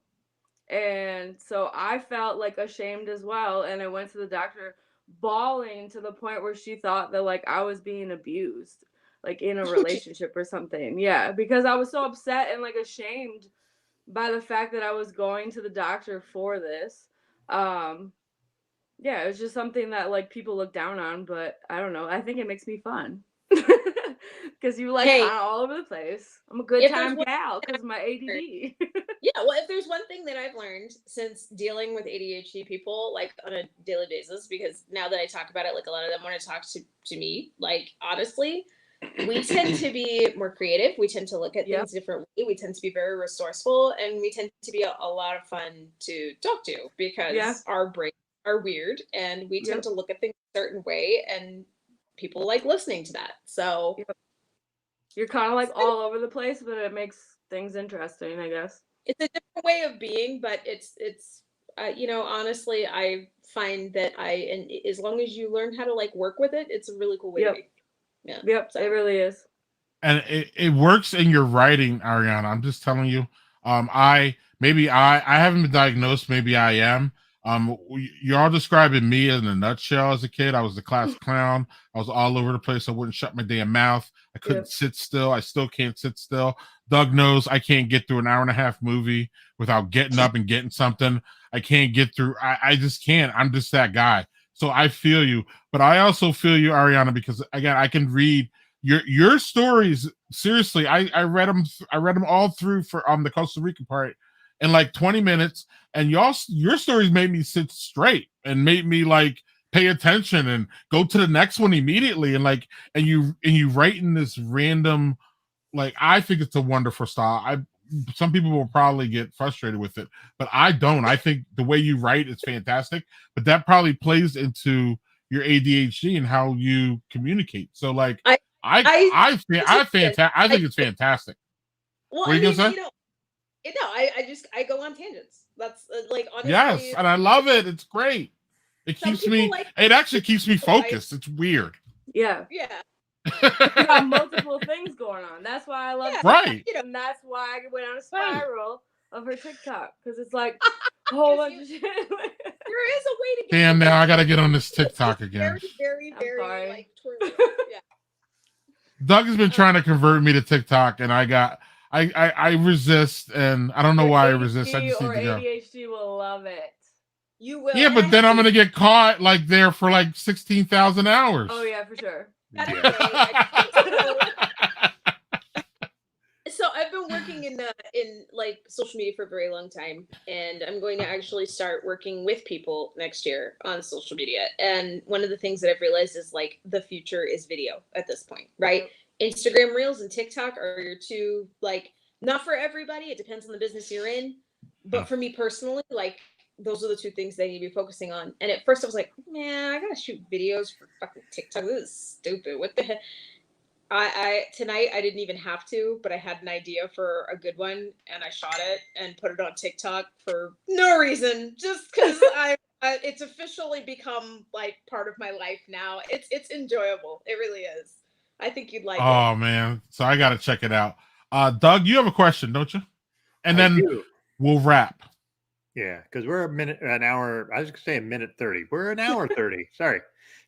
My question was gonna actually be for Mark, because if you're having folks who are neurodivergent or ADHD and you are not, and trying to communicate when you're like my communication style is different than my wife's, but it's not, it's something where you try to figure out how do you bridge that gap? What's the way that you have found that works best to try to bridge the gap between how Ariana communicates and how you communicate, and how your thought process work versus hers, which it seems to me from what you guys are saying, it's very different.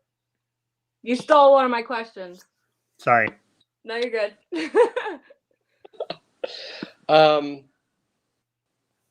That's a great question. I think one of the things has been,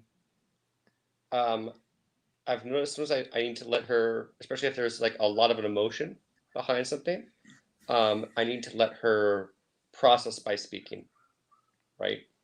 So let her kind of run and take the tangents and kind of like and go, and at the end I need to kind of circle back and be like, okay, can you kind of summarize like really like what is this about, right? Like what is bothering you, or like really what are you trying to say to me? Because if I try to follow, exhaust, right? Like it's like when we talked about this, like it's almost like trying to listen to like a foreign language, right? Like it's just a very like mentally taxing activity, because her brain is working much faster than mine. Like for me, if something happens or if there's like a disagreement, I need a lot of time to process and think about like, what does this mean? What am I really bothered about? How can I, like, and kind of distill it down? And and she's more of like, I need to talk about this right now. And I, like, by talking about it, I will work through it. The term that's usually used for people like me and Chelsea is external processor. Yeah. You can't process all of your emotions and thoughts and feelings and where you're going with things inside.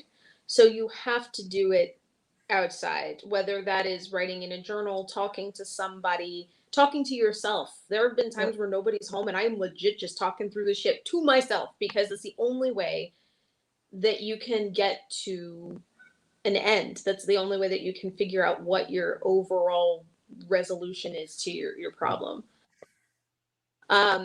And you know, don't be not that I think this would be a surprise to anybody, but we, you know, it's definitely not perfect. Like, we definitely still have moments where sometimes we get mad at each other and we're arguing for like 3 hours straight, and then at one point he says something and then I go, but that's what my point was. And like, but that's what I was thinking. And then we're just staring at each other. We're like, have we been arguing for the last 3 hours over something we actually agree on? Oh, okay, that's normal. But you know, he's not gonna give himself credit for this because I don't even think he notices, but he takes the initiative to like follow people who talk about ADHD a lot, so that he can better understand us. That's awesome. Yeah, and he reads articles about it, and you know, I also try to sometimes make sure that I tell him like, hey, this is how I feel according to my medication, or this is how my medication happens to work during my cycle, just so you know, things like that, where it's an open communication both ways, in that I try to tell him, you know, what he might have to deal with. And he also sometimes tells me like, I need you to give me some sort of idea of what is going on here, because I don't understand. And it's a lot of give and take. It's me understanding that this is not something he's just gonna know, and it's him understanding that my brain works differently, and so he can't always expect a result that you might get from someone who is neurotypical. And it's a constant slog, but it's something you have to kind of work through. Yeah, I think the communication is huge, and then just the fact that like he's willing to look it up on his own time, like research it himself. I think that's huge. Like, I can tell you like things about ADD or ADHD, but it's different when you research it yourself. And like you try and understand it yourself. And not a lot of people are willing to do that. No, he's decent. I'll keep him. He's a keeper. Can I have one more point to that? No. Yes. Okay. Right. Ariana's taking over. I told y'all. Yeah. This is my show. One of the things that I am trying to learn more about it. I'm bad at learning it, because I'm being a 50-year-old guy. I grew up in the shut up and do your work. Fucking put your nose down. Get over yourself. I had a lot of that. And so when I see things where it's like, why are you doing this? All you need to do is do this. I have a hard time unlearning that. I do. I readily admit that. But one of the things that I've come across that seems to help is if you have someone who is ADHD or ADD, and they're as you said, external processing, and they start talking to you. I'm a fixer. So if you're telling me something, my first thought, my brain is already trying to figure out ways. How am I going to fix this? How can I help? And there's a process that I've seen mentioned multiple times where it's like, do you just want me to listen, or do you want me to provide solutions? Like, being able to communicate that has helped. I'm still bad at it, but I'm trying to get a little bit more into the mindset, as Mark said, where you're just trying to let them get that out, and then when they're done, circle back. Okay, what do you need help with, if you need help at all? But it's like I said, I readily admit I struggle mightily with that, because I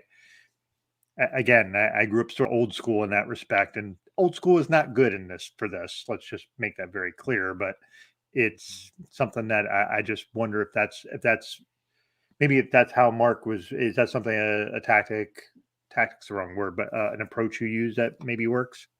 Tactic makes it sound like you're getting ready to go on the offensive. I don't mean that at all. It is a war, though. He's about to take me down in the middle of the forest, guys. That's the kind of relationship we have. Yeah, Doug and I, we've talked about this in the context of women and men, but I'm sure it's more, meaning that sometimes women just need and want to vent, and they don't really want or need solutions from you. They just want you to listen. Shut the fuck up.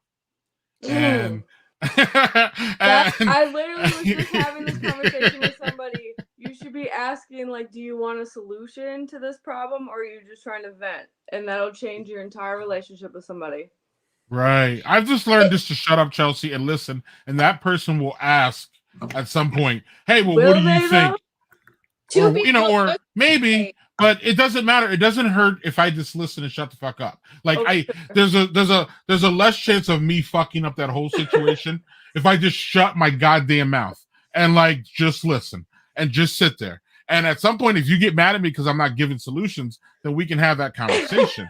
But at the same time, sometimes you just don't want to hear the shit that's going to come out of my mouth, whether it's beneficial, whether it's not beneficial, whether it's attacking or not. Sometimes you just need to shut the fuck up and listen. Mm-hmm. And I'm going to do that right now.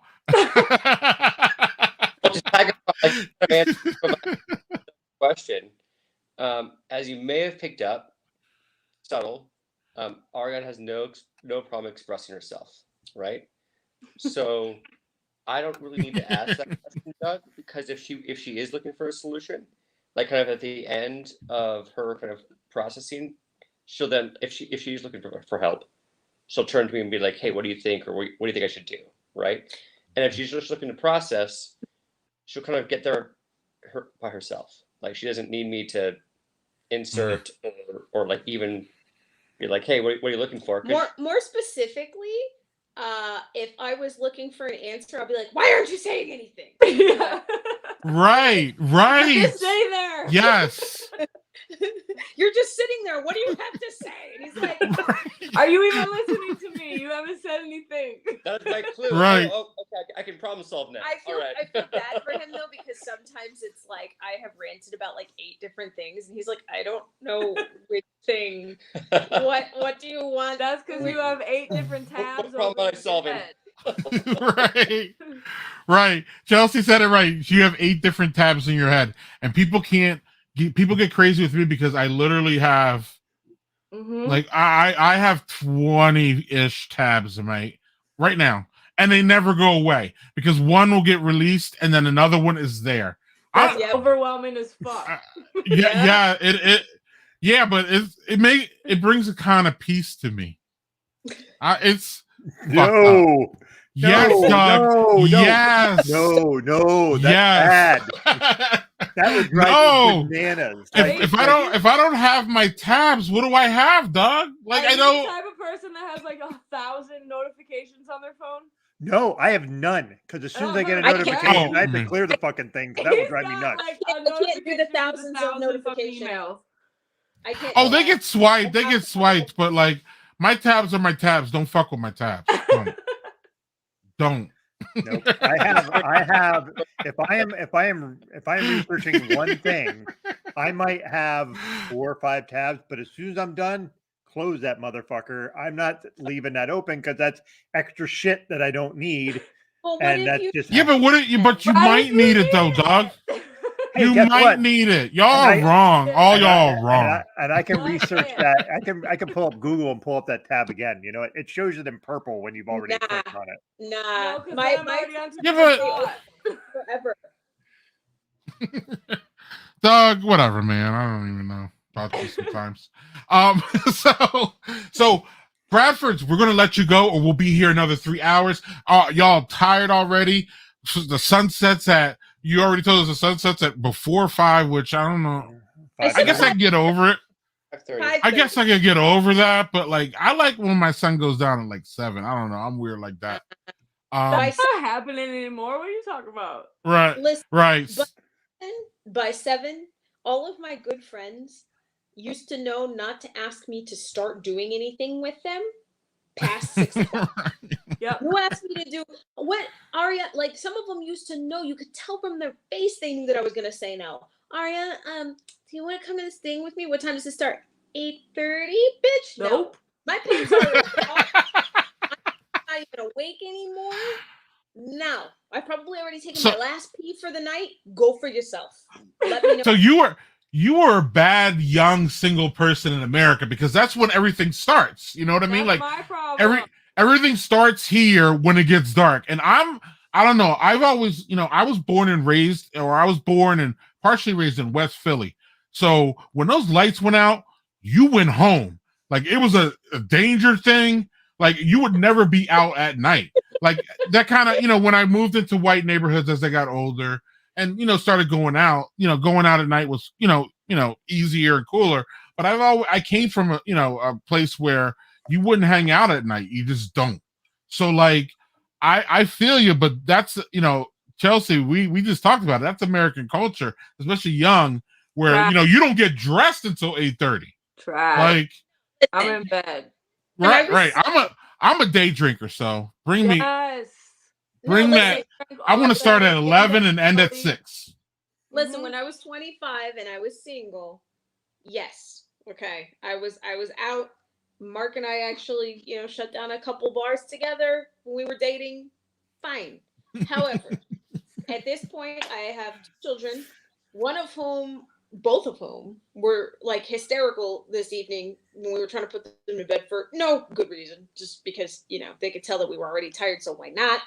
And I'm old. So I like now at this particular point, if you see me, and I've said this before, if you see me hanging out with friends and it is past 8:30, call the police because it's a kidnap. They've taken me hostage because I did not choose to be there. So you could never hang out with Stalin. Hell no. No, stop. No. I already told you Stalin would have killed me a long time ago because I would have been like, just take me out, bro. I'm not You and Chelsea. You and Chelsea. You can get like one good night out of me and then I gotta recover for like a whole month. Yeah. Chelsea, what do you do or going there, Ariana? Sorry. Good night out of you. For me, it would have been like, what are we doing? Until how old are we? Where are the people that shoot you when you walk out the door? Because I'm just gonna go out that door and just get this over with now. Okay? All right. Bye. Bye. You see me walking out the door like that's what you would hear. That's not what it is. No. But anyway. Thank you so much for joining us, guys. It's always a joy to have you. It's always a joy. It really is. We got to do this often. I will literally come back anytime, and Mark has no choice. If I say we're going to be here, he's going to come too. So, yes, I was going to say, let's bring Mark back. And Ariana, because again, love you, but you are the stage when you're on. I don't really, with all due respect, Mark, I really don't care about you. So maybe we need, maybe we need to bring, maybe we need to bring Mark back on himself, and like we could get into it because we'll talk cryptocurrency. It'll be great. Oh, Jesus. No. Right. One thing I like to say though, and I firmly believe it. One thing I firmly believe is that water seeks its own level. It's osmosis. It's science. Meaning, in relationships, if one person is interesting and engaging, and it's easy to love them, that person that they're with is the same. Now they may not show it in different ways, but it is the same. So that's why I would love to have Mark on. Just by himself once, we could, jump in and, I bet half the time, Doug, that we'd be like, well, how do you live with that Ariana? Man, you might learn a lot. How do you do that? Like, that would be half the show. Listen, I'm telling you right now, if you guys have Mark on the show by himself, you would learn some shit. Because this man, I'm going to be honest with you, I think that he might have ADHD as well. And this goes, he gets interested in things and learn so much more than I think is actually appropriate about things. And especially like you want to start talking about like money and finance and shit, like that's not interesting to me, but he knows a lot about it and you could really learn how to like get an IRA and eventually move to fucking wherever. Everyone loves that. That's riveting. No, I mean, listen, some people care about that shit. I don't. Right. Because I laugh because I have you to do it. But other people care. Doug and I need to learn about a lot, so we can find ways to learn. But I have one last question for y'all. Is there anything that y'all wanted to say or talk about, or something that we didn't discuss, or plug, or any of that before y'all get out of here? Probably talk about the podcast that we came on here to talk about. Yeah, so you guys can. I don't know if we'll have a new episode out on Monday because it's been kind of difficult. But we are available Costa Rica 2 ways. We are available anywhere that you listen to podcasts. So literally anywhere you like listen to podcasts, you will find us. Yep, it's a Facebook page. Yep, we have a Facebook group.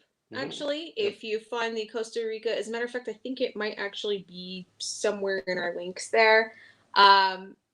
Worst case, you can look us up at Costa Rica 2 ways _pod on Instagram. And in that bio, we will have the links to our Facebook group.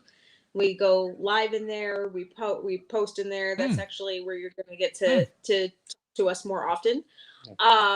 We didn't do it this month, but that was because we were flying back from the US. Bad.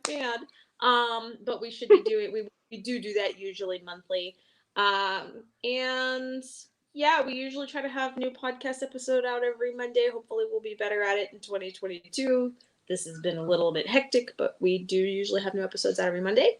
Yep. And the 2 ways is just based on our different personalities. Yeah. Right? Like so 2 different people, very, very different people, as you may have picked up, talking about their experience, things we've noticed, things we've so if you identify more with me, you'll get to hear my side of what it's like being an expat. If you identify more with Mark, you're gonna get to hear his side, and you also get to listen to us like ripping on each other a lot, which is also I love it.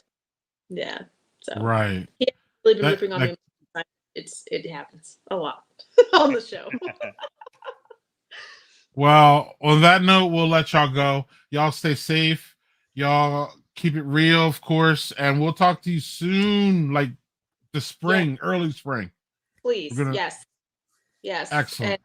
And I love you guys. I am so incredibly honored every time you have me on here, Chelsea. It was amazing to finally get a chance to talk to you. Yeah. Mark, can you say bye? Bye-bye. Bye-bye. See y'all. I know you're not going to stick around for post-production, but if you do, you do. We love you. Cheers. Love you guys. Good night. Later. Bye. Doug, man, you found a gem there, buddy. Hey, I left out there. He Whatever. made our jobs easy. Yeah, and right. So let's review some of these comments because we missed a lot because a lot of times when people are talking, I don't want to put up a thing because then that takes away from what they're talking. So then it's hard for me to just put up things and when people are talking because I don't want to. And Ariana's great because I don't know if you noticed, she'll immediately engage with that. So like that's again maybe her ADHD working. Yes. Right. Okay. So she'll immediately just like drop shit and just go like, oh, look at that. Yep. And like, and then we miss her point. So then it's like a squirrel running across the screen. Like, ooh, right. Yeah. Look. So yes. Yeah. Right. And that's definitely my point. So yeah. And that's what happens sometimes for y'all who comment. We see all your comments and we love them. And I would love to put them all up, but sometimes they just completely almost take away from the flow of the show. So I have to, and there are times where Doug's like, dude, you got to put up that comment. And I'm like, yeah, that's cool. But like, I got to make sure that, finish before we, right. So it's not easy, but we're going to go back here though, because Lauren agrees with me. 20 tabs isn't so bad, Greg. Thank you, Lauren. Little solidarity there. And then JHG's like an average of 15 tabs on my phone browser. Now the phone is different. I don't know if I could do that on the phone. Like hidden. Yeah, right. You probably have like 100 easily. Right, and then somebody's scolding JG for that. That was me. That was me. Okay. Right, and Lauren's like, put that comment up right, and Lauren's like 15. That ain't shit. But like on your phone, it's different. Like I can at least see my tabs up there. I can't see. You're like Chelsea. They're hidden. And one time I didn't shut them, and I literally had like 100 in there. Dog. It was not. I was like, when I saw that, I was like, oh no. And then like 25 of them are the same damn thing anyway. Not on my tabs, they're not, but on the phone, it's like I Googled like the same thing over and over again. Right. And then like it's still there. I'm like, motherfucker, why don't you just go back to the is up 10 times. Right, motherfucker, why don't you just go back to the one you opened up like 2 seconds ago, you clown? I thought of that shit. Like, oh, I never got the answer. I should look it up again. Looked it up again 10 times. Right. And then Kelly's talking about, because we were all over the place, Kelly's talking about like she used to fall asleep in the club. I remember people doing that, and I've been like, how do you I fall had a asleep in the boyfriend who did club? that. Kelly, are you still watching? How do you fall asleep in the club with that bumping music? And Like, remember how? when we grew up, you used to be able to smoke in there. So a lot of places you can't, or Wisconsin you can't. I don't know about any other places, but Wisconsin they banned smoking in public places like 10, 15 years ago. And I never went to a club in Wisconsin because I was always I moved here with my family, so I've never Where been the a hell can you family. find a club in Wisconsin? Well, a good one, Milwaukee. I hear. I don't. Yeah, they probably all shut down at this point. Right. And Kelly's right though. Brunch me, baby. Yes. You go to Yes. brunch. That's where the drinking starts at brunch. Bottomless mimosas. Right. Right. Right. Friends, we got to get this girl home, right? Lauren has 67 tabs open now, dog. Jesus Christ. I have anxiety for her. Yikes. Kelly says that Mark is a silent young Richard Gere, and I was like, I thought he looked like somebody, but he's definitely a good-looking guy for sure, man, for sure. Let's see. Yeah, JG Squirrel. Yep. That's my go-to saying. Squirrel. Yes. Gracias Los Bradfords. Yes. More Mark. I agree. Great peoples. Okay, Greg, I have 36 tabs. All right, now you're going to make me count. 1, 2, 3, 4, 5, 6, 7, 8, 9, 10, 11, 12, 13, 14, 15, 16, 17, 18, 19, 20, 21, 22, 23, 24, 25, 26, 27, 28, 29. Done. Y'all are fucking nuts. I have 3. Okay, that's like a lot for I me. always have a lot of tabs in my head, but like that on my computer, no. Right. My friend Jeff is like you. He can fall asleep anywhere. Man, I don't know. I don't understand the club though. I high and tequila down. Maybe that's a female standpoint, but like, I don't know. Right. Lauren's right. It's fine, Doug. It's fine. No, Relax. it is not. But okay. Relax. Relax. I love you anyway, Lauren. It's okay. All right. So we have a few things that we have to wrap up here before we roll. Let's see here. Do you count save tabs in one tab? I don't even know what that means. It's basically if you save a tab, it'll keep it in like there's like Microsoft has a thing called OneNote where you can put everything in just one thing. But that's what one tab is. Oh no, I don't. No. No. Mm-mm. Let's see. We have this.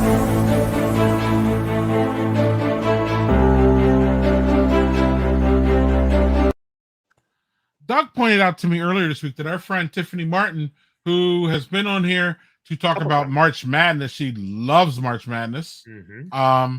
She has done up in Canada. She's from Canada. She did a column here about Dunkels.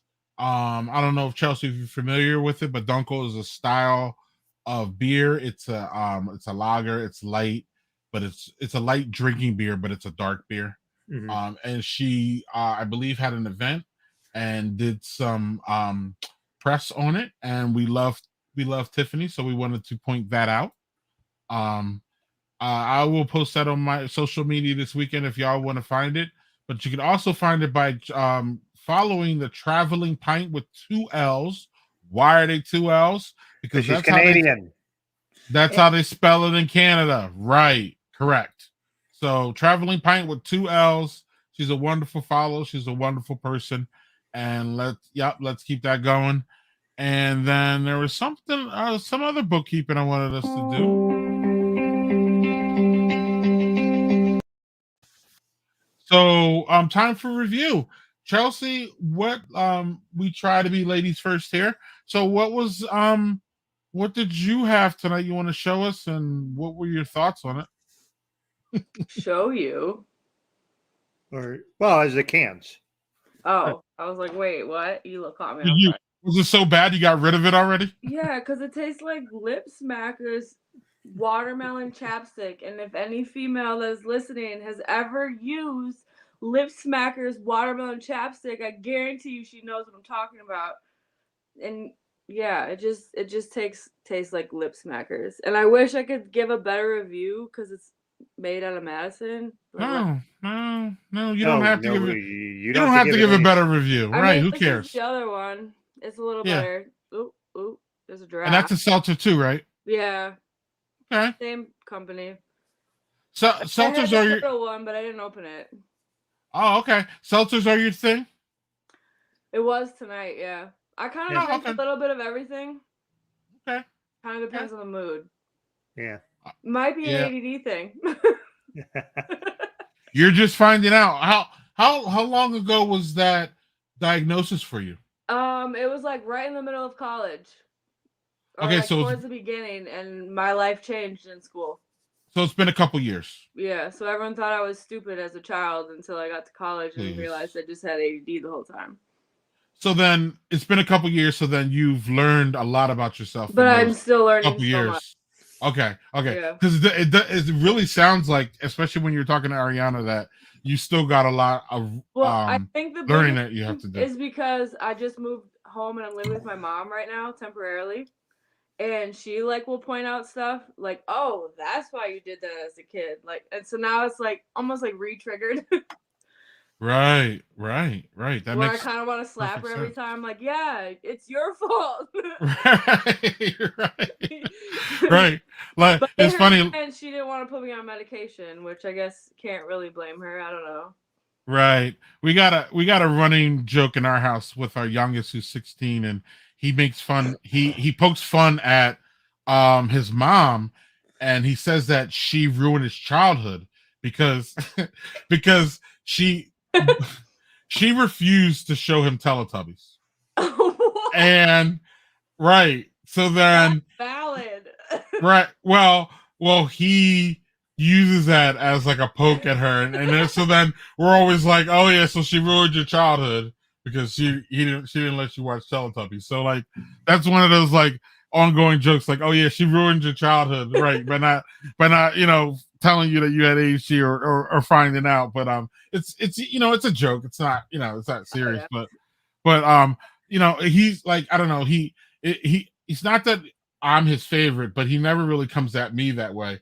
But we always laugh that yeah, your mother ruined your childhood, and of course I did it, and we just all laugh, and it's great. So I'm like, she's still ruining your childhood. You're still a damn child. So anyway, right, 16, right? But when you're 16, you were already an adult, or in your mind you were. So he's already past that childhood shit. Yep. Right. No, it's because she didn't let him watch the show. Her thing was that, like, what are you learning from Teletubbies? All they do is traumatizing. And they're weird. I don't know. That shit was weird. What really messed me up is seeing the son. You know that baby that was the son? Yeah. Right. The grown son now. Like, he's a grown man. Right. That's messed with me. I don't know. No, and then her reply is like, so why don't you watch it now if it's so important to you? Right. You gotta be on some drugs to watch that shit now. Like, pretty sure you have to be. Yeah. First of all, they had to have been on drugs to make that show. I think kid shows in general, since like the 70s, have all been people who are high as fuck making stuff. Absolutely. So. Right. Yeah. Doug, we'll get to you in a second. JSG says that he wants to be clear. He only if he has more than 4 tabs on his computer, he feels overwhelmed. But having a gazillion on his phone is fine. I don't know. I'm still trying to figure that out. Anyway, Doug, what did you have, and was it enjoyable? Yeah. So I actually ended up having 3. I didn't get into the third one because we were having such a good time with Ariana and Mark. So I don't really have a ranking because I started with Love Roller Coaster, which was a Milkshake IPA, which was quite good from the God damn it, my brain is Barrel and Flow Fest pack. Yeah. So it was a collaboration between Alematic, Second Shift, and Beale Street. That was really good. I was a little worried because I'd been at my parents for over a month, but this was really good. And I had 2 NA beers. So I had the Fuzzy Hat from Self Care, which is I like British that. style. Yeah, this was really good.